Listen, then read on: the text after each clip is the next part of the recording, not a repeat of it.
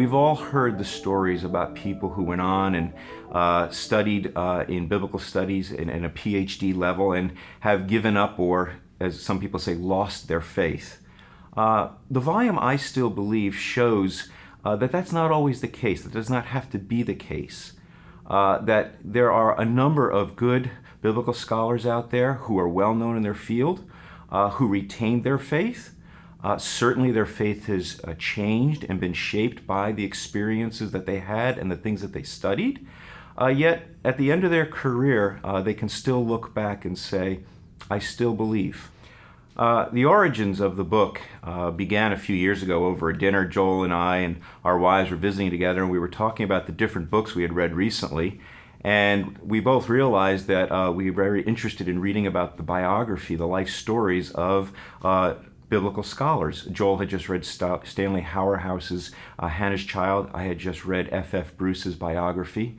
And so we began talking about the importance of testimony in the Christian tradition and about the importance of perhaps having biblical scholars, if you will, tell their story about faith and scholarship. How did they arrive at the place they did in life? What were the struggles that they encountered both professionally and personally, as well as the triumphs?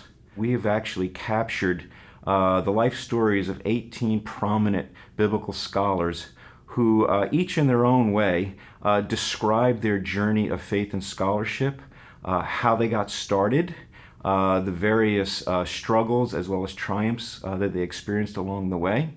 And each story is different. One of the greatest things that I discovered in the book myself through the editing process is how many of these scholars didn't actually start off wanting to become a biblical scholar. This is something, if you will, that just like myself, we sort of fall into it and sort of find ourselves along the way. I think the distinctive message of this book is going to be to those that are currently seeking perhaps a career in biblical studies or thinking about one.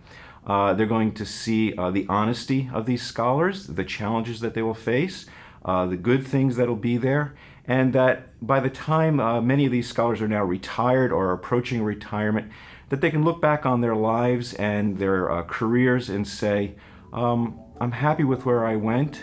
Here's how I got there, and here's something that I think you would find encouraging and helpful to you.